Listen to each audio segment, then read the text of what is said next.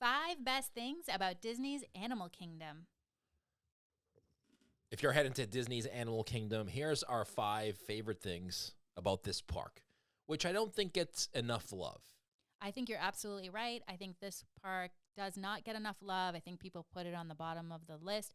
But I think it's because people don't know how to tackle this park. You know who put it on the bottom of the list? Who's that? Disney themselves.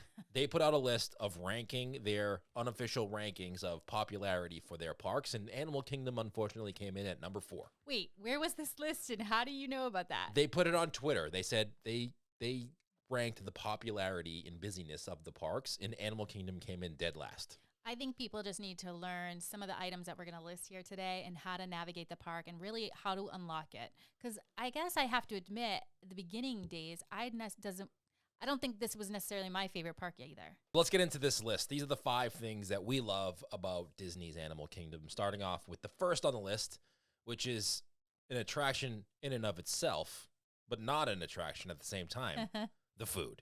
Simply put it, it's the food that makes it the highlight to me. It can just make or break your day. If you're at a theme park and the food's terrible, you feel terrible. Here at Disney's Animal Kingdom, the food is awesome, and I'll list our favorite places. Like Harambe Market is one of my favorite. You can get so many different things. You can get the rib bowl. You can get a Harambe salad. There's just so much, and it makes you feel good. It's tasty. You can go about your park day feeling great. Here is also one of the best restaurants. I think this one gets a lot of love. I hope you don't set your expectations too high, though, because that can sometimes go wrong. But Yak and Yeti is another place that's just a really great Pan-Asian food and a great setting.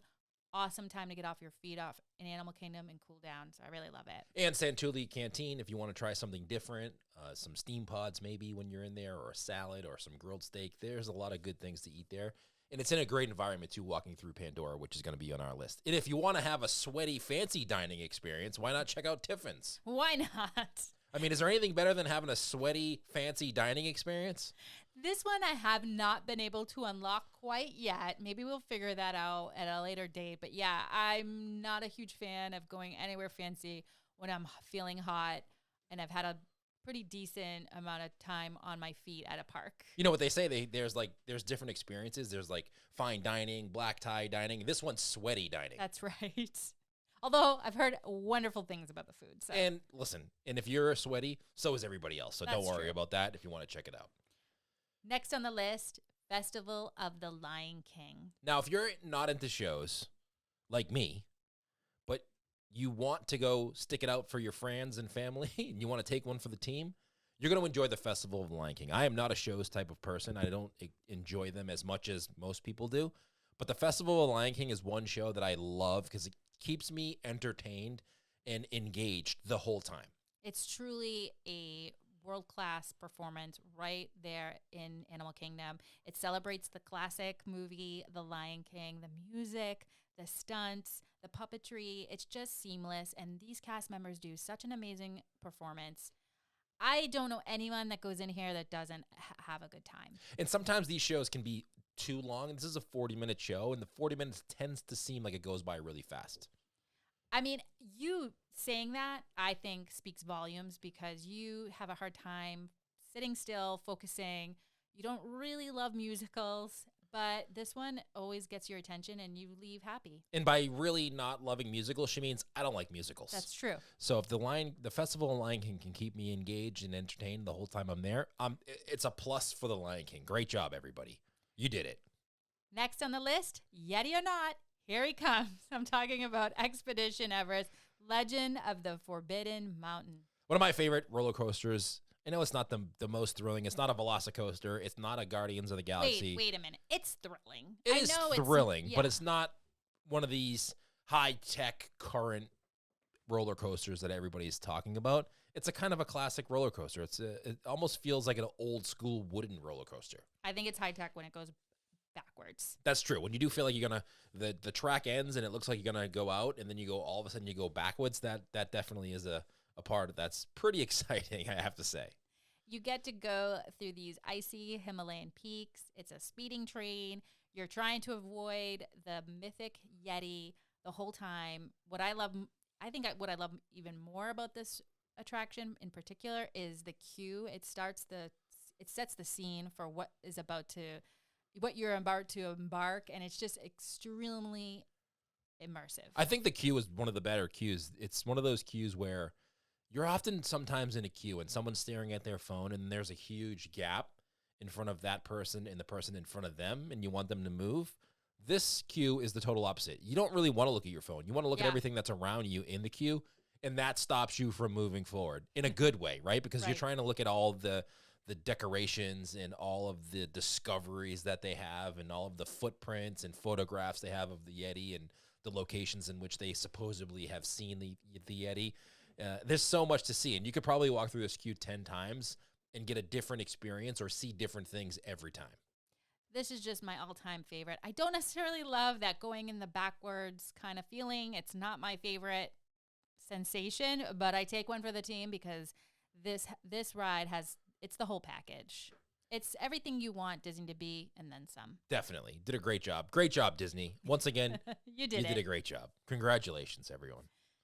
Next on the list, and one of my favorites, I know your favorites too, Bruce, it's a highlight of our day at Disney's Animal Kingdom. It's a place where it's an attraction that I think sets the tone, right? So we sometimes struggle, though, because we don't necessarily know when to hit it up. Like, is it earlier in the day or is it at the end of the day?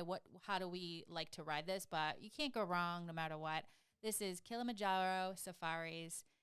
It's just a classic safari ride. It takes you through the incredible 110-acre savanna. There's some parts in here, too, that are my favorite. And it always seems to happen. I don't know if they do this on purpose. They probably do. But they always have a giraffe in the way of your truck getting by. It somehow always happens to us where there's a traffic stoppage. And if you look ahead, it's because there's a giraffe on the road and they just let it go until it moves on its own. These animals have such huge personalities. It's so much fun to see the giraffes. I'm laughing because you're absolutely right. Every time we're on there, I've seen the giraffes run. That's a sight to see. Never seen until this attraction happened. I never saw a giraffe run, and it's such an incredible experience. Zebras, lions, just so much fun. And there's a narrator, a wonderful cast member, and wildlife expert, so that you actually get to learn something as you're enjoying this beautiful scenery. Being able to spot all the different animals while you're on this safari is amazing. A couple of my favorite things are the hippos, the alligators and crocodiles, and then, of course, seeing how big an elephant is in person is mesmerizing. You see them on TV, and you know that they're big, but to see one up close or semi up close and see how actually big they are blows my mind. Or the African lion that tends to sleep. It's just majestic. Or if you're lucky, maybe you'll get chased by an ostrich. I mean, you never know. Like we did. That was the highlight at one time of our vacation. And this is talk about it. This one is worth the wait too because it's a long ride and there's so many things to see, and it's great for all ages. There's some like Everest that we talked about that you have to have certain height requirements on. This one has no height requirements, so your whole family, small or old, can go on and enjoy themselves and hang out. All right, next but not, I guess it is the last one on the list is Pandora, the world of Avatar. And this is the entire land on its own. This is a beautifully immersive land. It celebrates nature. Of course, it comes from the film Pandora. But I don't necessarily think you need to have watched the movie in its entirety to really enjoy this land. Definitely not. And it's a special place at night, too, because it comes to life. You can see everything that's going on different at night than you can during the day. And if I have to say, there's two attractions here. There's the Navi River Journey, which I think is a pass for me at least. Well, at least it's not worth the wait sometimes, right? Yeah, it's got a really long wait. And, if it's a shorter wait, it's definitely something you want to check out. It's fun to see. And then obviously the main attraction here, Avatar Flight of Passage, is an amazing journey. It's a cross between Soarin' and it's Soarin', but you're on an animal. You're on the back of a mountain banshee, and I gotta tell you, I am in awe every time we ride this attraction. Like, I am never disappointed. It's always super exhilarating. It is one of the best, I think, rides Disney has done. I think there's 3 versions of rides. The first version is, all right, I'll go on it. Yeah. The second version is you go on it and you get off and you're like, that was okay.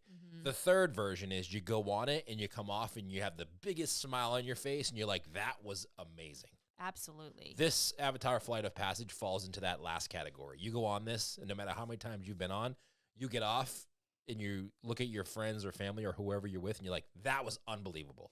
It's interesting because it is a 3D ride experience, which I don't necessarily tend to love. Universal does a lot of 3D stuff, not always my favorite, can leave me sometimes with a headache, but this one was done so brilliantly that it doesn't affect me. I just have a good time. And don't forget, this is also the place where you can get some good eats. We talked earlier about the food, and this is the place where you can go for Satuli Canteen. It's one of our favorite places to eat quick service.